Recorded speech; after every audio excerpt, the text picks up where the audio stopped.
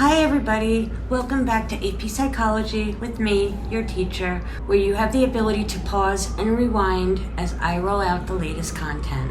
Go ahead and make sure that you have your markers, get a nice comfy space in which to work, and don't forget your binder notes. Unit 8, Video 8, Treatment of Psychological Disorders.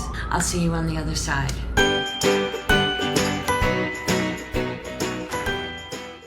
Hi there and welcome back everybody. So this is it, our last video of clinical psychology and our final set of notes for them. As you can see from the learning targets, there are a lot of them, but I'm going to try to really wrap it up and keep it under 25 minutes as much as I can over, okay? So let's jump right in here. So we're going to get started here with just a brief history on the treatment of the insane, which we've kind of touched upon already, right? Like the poor treatment of the insane people throughout the ages was pretty much always based on irrational views, and that was that the patients were subjected to strange, debilitating, and downright dangerous treatments because they thought that they were essentially warding off the devil, or believed to be possessed, or believed to have demonic possession, or to be a witch or something like that. And so essentially they were treated sometimes with torture and really not very nice.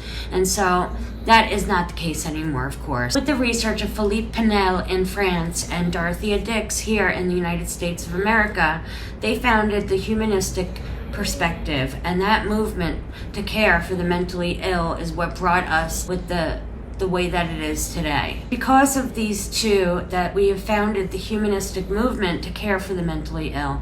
And the truth is, we could talk about this for days and days, how mentally ill are treated. Even nowadays, it's not a perfect system.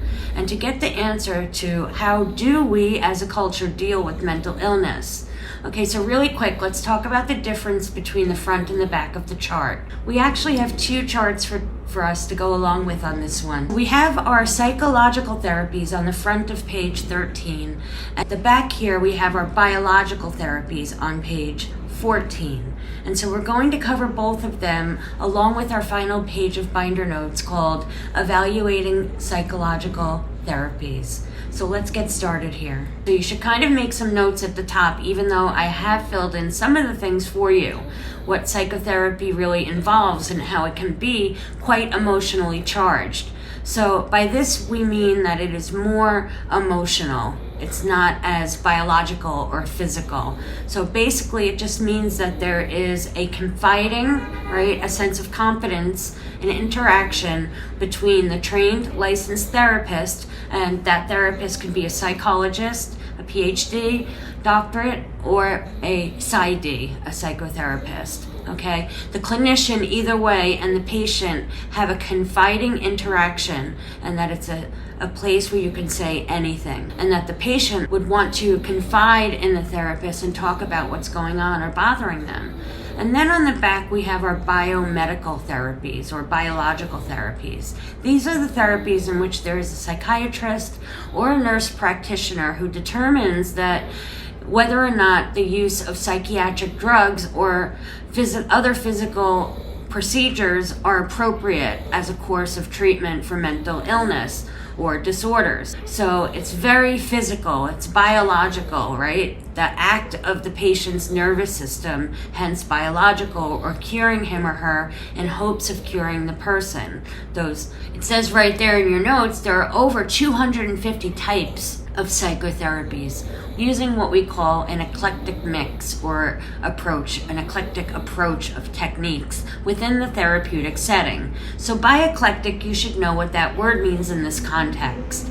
Okay, for sure. It means that the clinician uses various forms of healing techniques depending on the particular client's unique problems, okay? So they don't just focus on the psychoanalytic perspective or just the behavioral. No, what they would do instead would be to focus on a multiple perspective approach. However, they could also, as a psychiatrist, prescribe a course of therapy. So on the biological end, the psychiatrist or the nurse practitioner might just also, in addition to the biological or the prescription of drug treatment, also prescribe a course of psychotherapy treatment with a psychologist or a therapist. In a lot of big facilities or clinics for psychologists, there's usually one psychiatrist that oversees, or one nurse practitioner that oversees all the medications, and then all of the, or whatever appropriate therapy is put to use. Okay? Unless you are seeing a psychiatrist only, they're not going to only focus on drug therapy, right? They're going to prescribe a course of psychotherapy along with the use of those prescription drugs. Okay, so let's go ahead and talk about psychological therapies. We're going to be looking at 4 major ones, but then also a little bit we'll touch upon family therapy and group therapy at the end. So we begin here with psychoanalysis, being the first formal psychotherapy to emerge with Sigmund Freud. And here is that famous couch of his, and this is what you would typically think of, where you would just kind of come in and you would lie down on a chaise lounge or a couch and be prompted to just say whatever comes to mind. That is what we know is free association, right? Which is right there again on your chart. I have a column on this chart that says aims, which in this case is to bring our repressed feelings into conscious awareness, where the patient can deal with their problems out in the open. Right? So all those feelings that are down, that are associated, right? We want to bring them about consciously and do so in a safe space. Which analyst bears witness to whatever the previous, say, childhood trauma may have come up for their patient. The patient sort of relives that trauma, but this time with the safety net of the therapist to guide him or her to unpack whatever it is, making the psyche so blocked or conflicted. Okay? So because with the skilled clinician, you can sort of relive and explore whatever deep, dark secrets you may be hiding, even from yourself. Okay, for many people, they enter into analysis because they just can't seem to find a joyful life for themselves. And usually they keep replaying a cycle of unhealthy patterns in all of their important relationships, right? Not just their romantic relationships, but with their parents or with their children or with their siblings or with their friendships, with their work relationships. They're always surrounded by a lot of conflict and drama. Okay, so with the safety of the skilled therapist, the repressed impulses begin to surface, and all these conflicts from childhood will start to come about. And he or she, with the therapist, will allow them into their wakeful conscious awareness and then try to help them to deal with them slowly and methodically. Okay, so the methods that they use, we've touched upon before, right, with free association. It's a way to unravel the unconscious mind and its conflicts, and a way to confront whatever defenses are also coming up.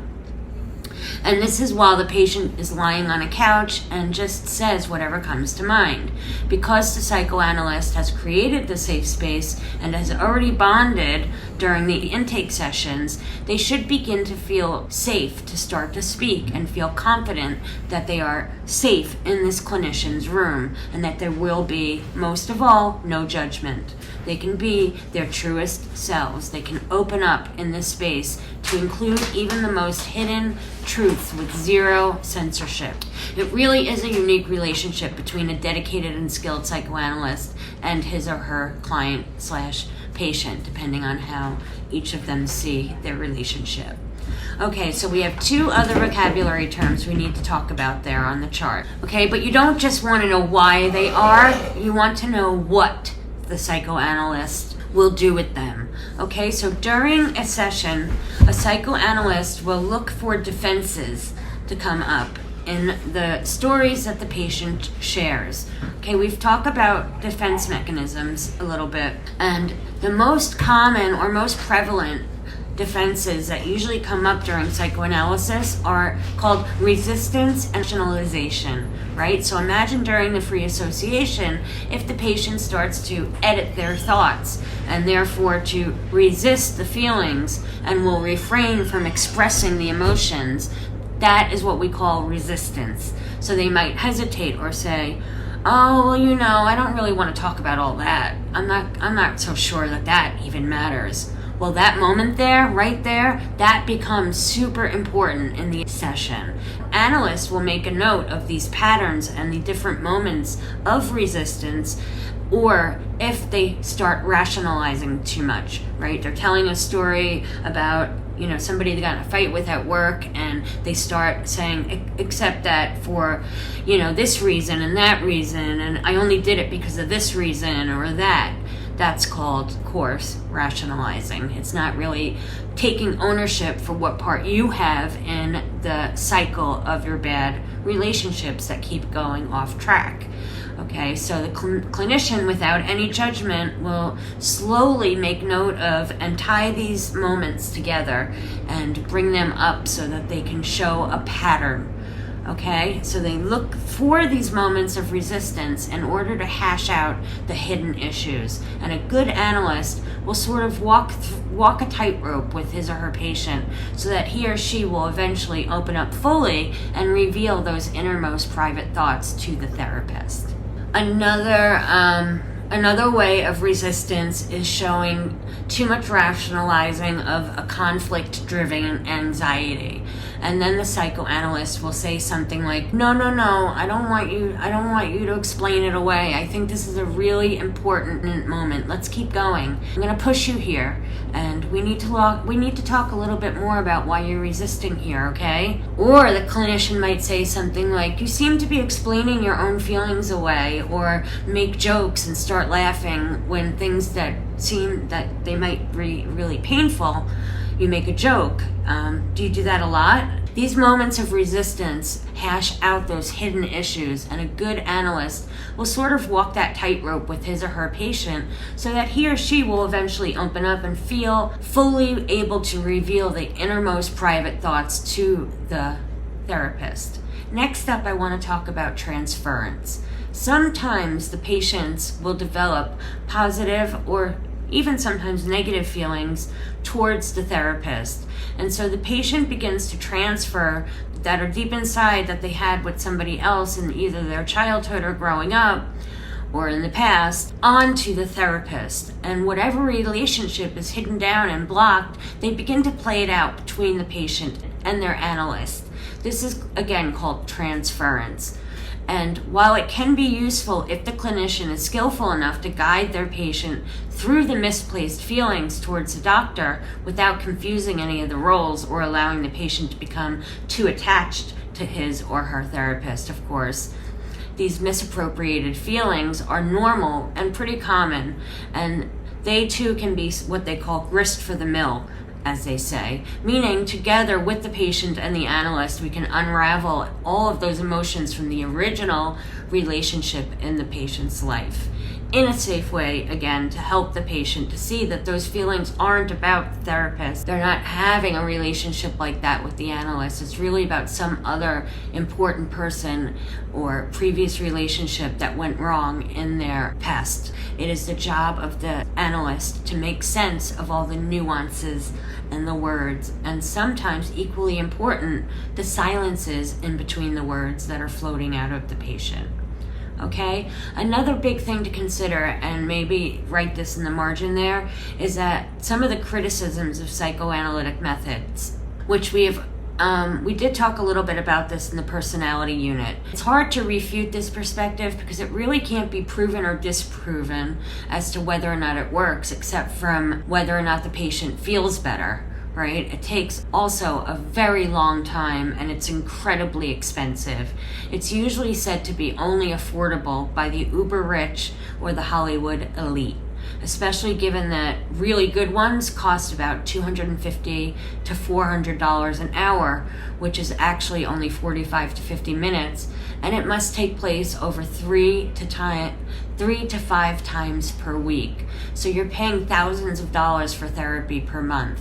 However, there are some ways to undergo an analysis, which I believe I have told you about already. If you're willing to work with an already licensed psychologist or a psychiatrist who is going to training at a medical school for a specialization in psychoanalysis, at an institute, such as NYU Institute or Columbia University Institute. Here they can usually work out a reduced charge of say $15 to $25 per hour, which is about $100 or so a week, which ends up being pretty affordable if you're already making a salary. Moving on to the next part of the chart on psychotherapies is the humanistic perspective. What I have on the chart underneath humanistic is super important. You've heard of him before, that's right, he's back. Carl Rogers is the name behind, or the father of, humanistic branch of therapy. The aim for humanists are to boost self-fulfillment by helping people to grow and have more self-awareness and self-acceptance.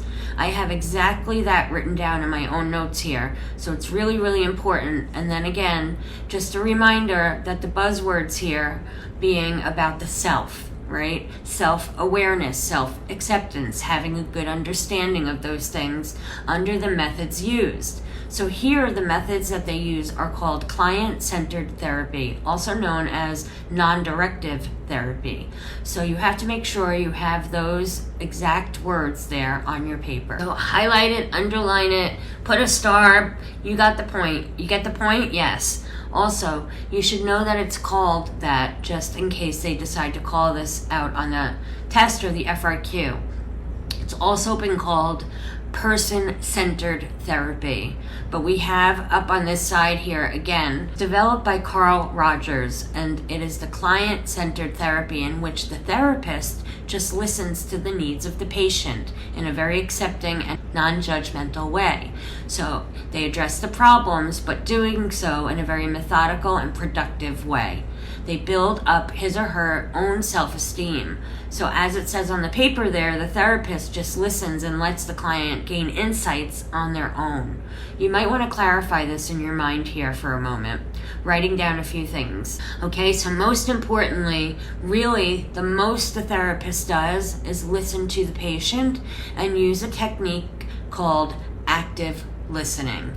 They call it active listening because they echo back or restate and clarify the patient's own words, what they're thinking. What I hear you saying is, right? What they don't say is, here's what I think you should do, or give some kind of advice. That's not what they do here. All they do is echo or simply restate and clarify through active listening. So they might say to the patient, so what I hear you saying is this, or what I hear you saying is that. And this is really interesting. What I hear now is you saying, right? They restate whatever the client has already just said. And the idea here is to present for the patient essentially during their therapy session so that they can hear back, you know, kind of what it sounds like for somebody else to say it. And it's kind of a beauty in this type of therapy that the client themselves is able to come to their own conclusions and their own therapy with the active listening and with the help and the safe guidance of the therapist. So in the third column of therapist here is to be empathetic, meaning you have to have empathy towards your client, right? You have to feel for the client. You have to accept them, and there's a genuine role play here that of accepting the person in that role, and that person is like and it's because they might not have another person that they can confide in the same way here. It's pretty sweet if you think about it. All right, so the next one up is behavioral. You might also want to put that as, this is the learning one, okay? Behavioral therapy applies learning principles to the elimination of one of the patient's unwanted behaviors. So for example, what I have on the chart here, you might want to really listen here, okay? Pause and rewind me. So when a client or a patient needs to make a change in their life, the clinician will help him or her to change their maladaptive behaviors and replace them with more appropriate behaviors. Okay, so in the aims column next to the behavioral help. Okay, so in the aims column next to the behavioral, write to change maladaptive behaviors and replace them with appropriate behaviors.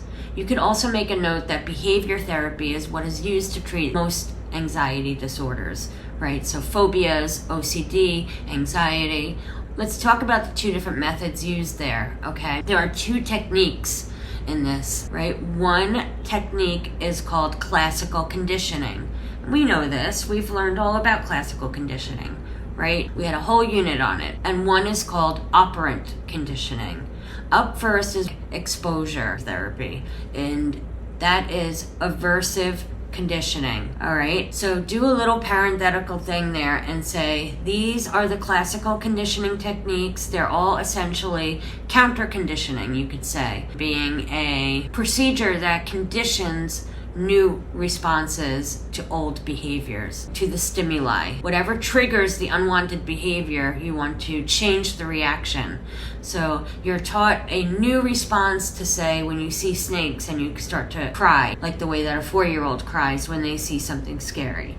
Okay, you get into a fetal position every time you see a snake and start crying. That's based on classical conditioning. Next is exposure therapy. So this is simply how you expose the patient to the things that they fear or avoid. And then their fear will eventually begin to lessen in the safe space of being with you. They literally learn how, through the steps of being exposed, right, the exposure of that thing, I'm not gonna die from this common house spider, or wow, this is not so bad, cockroaches are not going to kill me, right? So you're exposed to first, say, a picture of a spider, and then, or snakes, and then maybe you watch some videos of moving spiders or snakes, and then maybe the therapist will bring a spider or a snake in a glass jar and leave it shut for the entire time. But the next visit, they will let the spider out on the desk and crawl around. And then the week after that, they'll ask you to just touch the spider. And then the week after that, you'll let it crawl across your hand or something like that. That eventually you'll begin to feel less and less threatened by that particular fear, right? The premise being that you confront your fears and you get over them through exposure therapy. Systematic desensitization, you should make a note here, is a type of exposure therapy, but it's a little bit more complex from what I just explained. You start to associate a pleasant, relaxed state with the anxiety-producing stimuli. Okay? By being exposed to it, you start to associate happy thoughts, deep breathing, meditation, pleasant feelings, okay, with gradually increasing exposure to the anxiety triggering stimuli. So you need to write down, these are like baby steps, right? You take baby steps. Say you're afraid of snakes. Here's a picture of a snake. Now I want you to breathe deeply. Think happy thoughts. Here is an actual snake in a cage in the same room as you are. And I want you to close your eyes now. Hold your breath. Deep breathing. Okay, or maybe you'll listen to some ocean waves, or maybe some kind of oils that they give you to smell as you slowly start interacting with the snake or the spider. Okay, what you're trying to do is get rid of the unwanted behavior. So what you're trying to do here is make a new association with the terrible feelings in the past that you've had with these triggering creatures. You now associate with all of the good, positive association. We've had this also in an FRQ, right? Say that you want to quit smoking or something like that. You would take aversive training. With aversive conditioning, what you're trying to do is get rid of an unwanted behavior. So this is like smoking cigarettes, or you want to stop drinking alcohol, or you want to stop biting your nails, or stop cursing so much, right? Maybe it's the excessive use of underage drugs or alcohol, right? And your parents bring you to therapy and they want it to stop. Any of those things that you would associate something yucky with is used. So for nail biting, you might put some of that nasty tasting nail polish on, so every time that you go to bite your nail, you taste it, and eventually you don't want to even put your hand near your mouth. Or maybe they use some kind of gross drops into your drink, right? If there's alcohol involved and that drink makes you feel slightly nauseous, and suddenly you don't want to drink anymore because you associate it with nauseousness. Okay, operant conditioning principles are used in what we have called token economies, which is another one that we've heard of before, right? With either getting some kind of reward or some kind of punishment. Okay, so on your paper, in a token economy, this is the case. In this case, it's important to note that these are used in an institutional setting. So in a psychiatric ward of a mental institution or the hospital, where the reinforcement or the desired behavior is some meaningless token that can be redeemed for something meaningful. So just like the way when maybe you guys go to Dave & Buster's or GameStop or something, you get a bunch of tickets and then exchange it for more playtime, or you exchange the tokens for some toy or game, right? Or some fun present that you get. Only in the medical or psychiatric setting, it's for more adult-like things, such as some kind of privilege within the hospital or mental institution. This could range from extra visitation time with a loved one, or using the phone or the internet, having more phone or internet privileges, or getting to go outside for extra time, or maybe even going with a doctor or the nurses for an outing or a field trip, or to go for a run, or to run an errand with somebody on the staff. It could even be something like working towards the privilege of going home to your family for a weekend or a holiday. Okay, so as you do what you're supposed to be doing, you get these tokens, and then you can trade the tokens in for any one of these things. Okay, so next up for our psychological therapy notes, we're going to move on to cognitive therapy, but this is the end of the part 1 of this 2-part video. Okay, I'll see you over there.